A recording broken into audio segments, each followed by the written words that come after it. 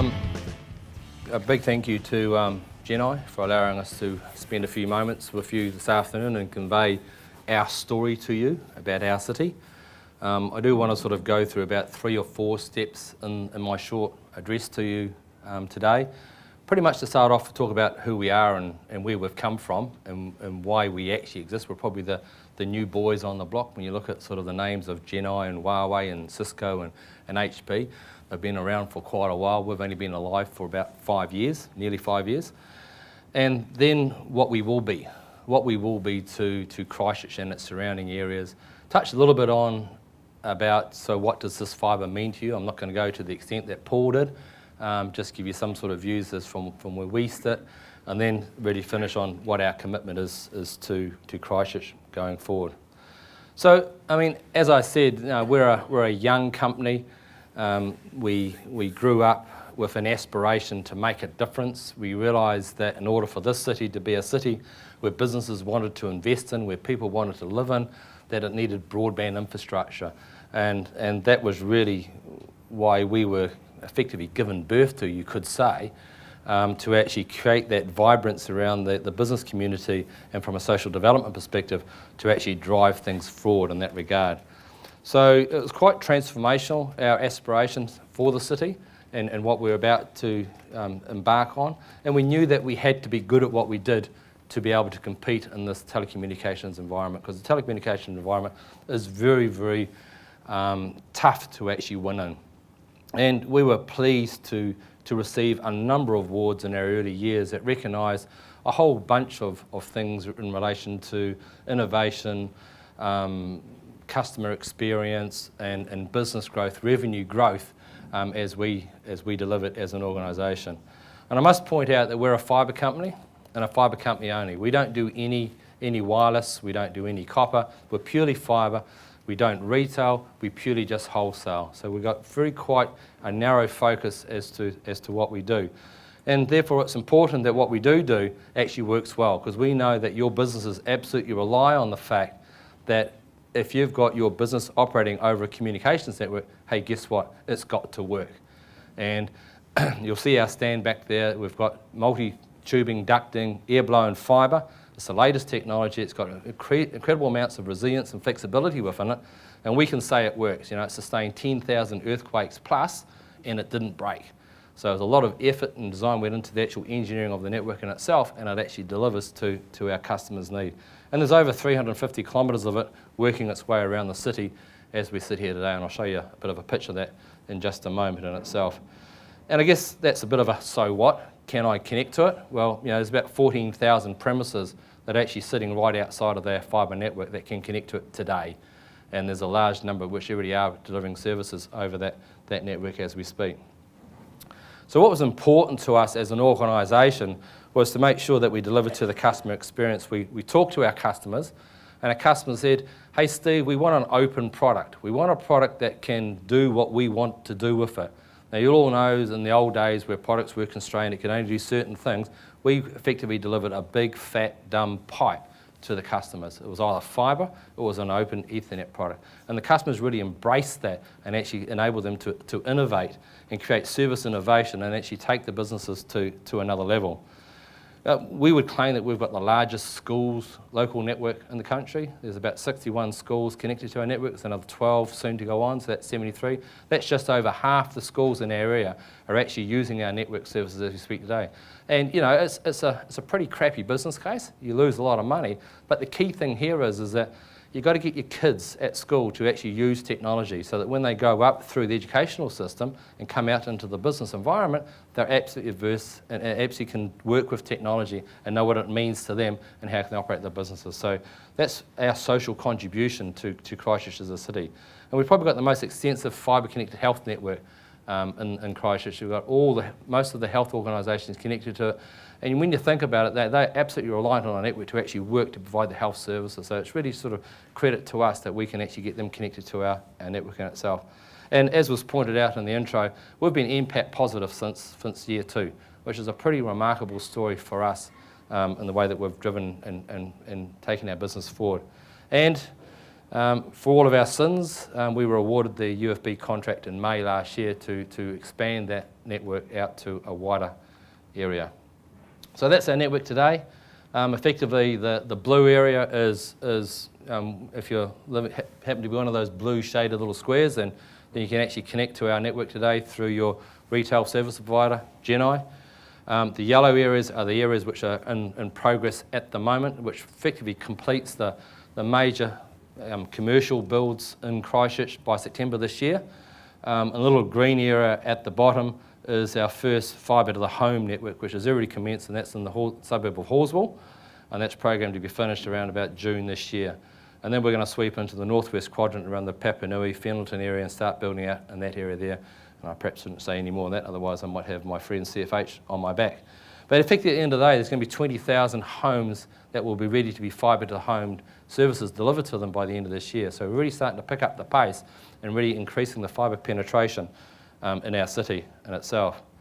So that's sort of pretty much what we are today. But what we're going to take this fibre to Rangiora, Lincoln, Prebbleton, Rolleston, Kaipoi, Woodend and Templeton and Christchurch. So we're going to recognise the fact that there's a lot of satellite communities that live in those places but also work in Christchurch. So to one of the points that Paul raised before, how can we enable a connectivity link so that if they do choose to work from home, then distance isn't a barrier to do so. So we looked at that, taking that wider area, and it's fair to say that the Rollestons and the Lincolns and the Prebbletons aren't an official candidate area from the government, but we've managed to get them included into our area for the greater good of the greater Christchurch. And that means that there's going to be fibre taken to over 180,000 premises over the next 5 to 6 years.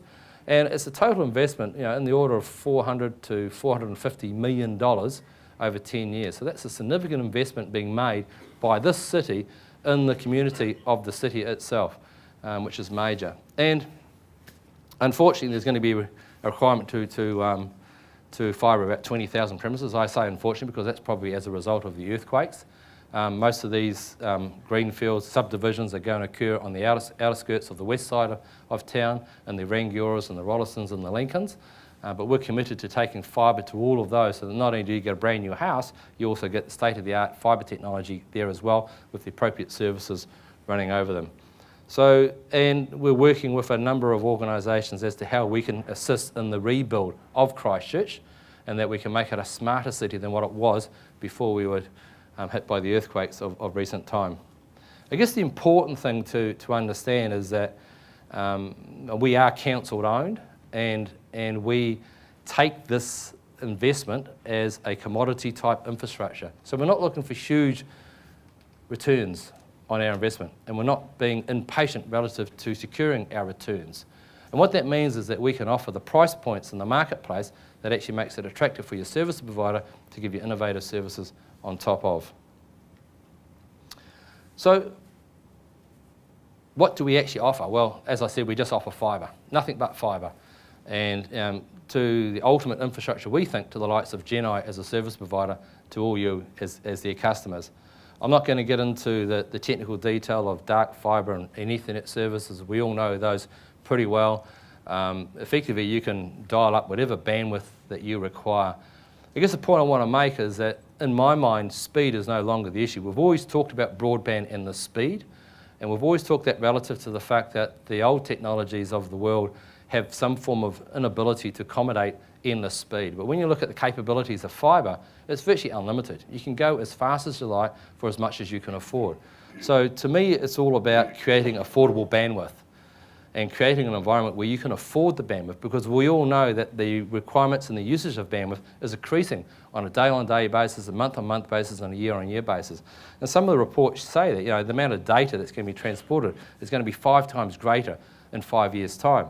Some of the data downloads that you take on a residential basis is going to be 15 gigabits in 5 years' time, and that's what it is today in the US market. So we need bandwidth and we need speed to do that, and the fibre infrastructure is the technology that will deliver that.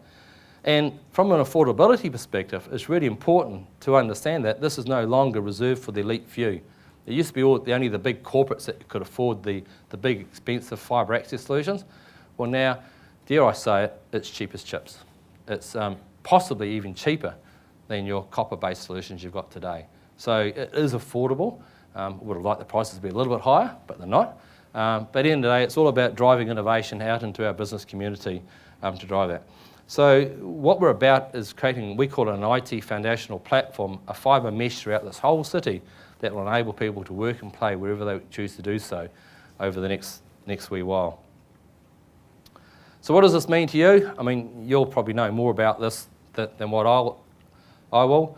I mean, the first part of the slide talks about, cloud computing, and I used to always wonder what the hell cloud computing was, and I look out the window, I see clouds. Does it mean that it's at my place or at someone else's place? And I think that over time it will start to change. It might be cloud computing, it might be somewhere here in Christchurch, if you want to avoid the issues of national backhaul and international backhaul.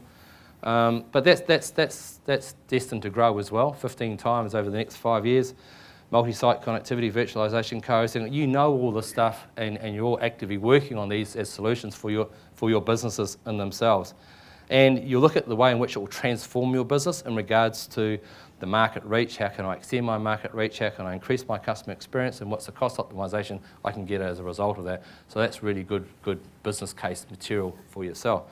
But to me, it's not about what we know today. It's all about what we don't know. The actual investment we're making now, we're looking for a 30-year return. We know that it's comparable to what technology does today, but it's not about today. It's about what it will do in the future and what it will create the incubator to create those services for in the future in itself. And that's the investment that we're making. And we believe that the enabled fibre will actually lead you to a whole bunch of new possibilities into the future as the technology and the solutions get created. So, like I said, we're Christchurch owned. We're not going anywhere. We're here. We're sticking to this city. As long as it perhaps stops shaking around a bit. But we're not focusing in other areas inside of New Zealand. We're purely here to make our commitment to Christchurch. We've got the long-term horizons on our screen to actually make sure that we're doing the right things for the actual right reasons. And what that really means, to putting some more meat on the bones in regards to that is in regards to making sure we deliver a world-class fibre infrastructure and services that suits the needs of businesses and our retail service providers as the likes of Genai.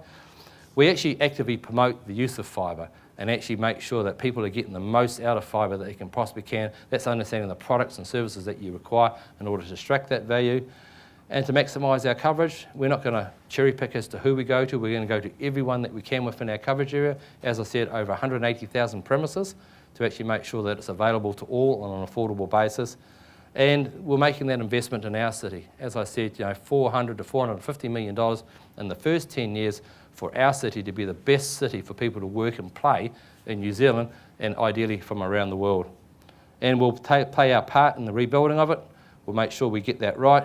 And probably the most important point, if I move away from the technology, is that once we make that investment and create this communications infrastructure, it's then the returns that will generate then get fed straight back into the city.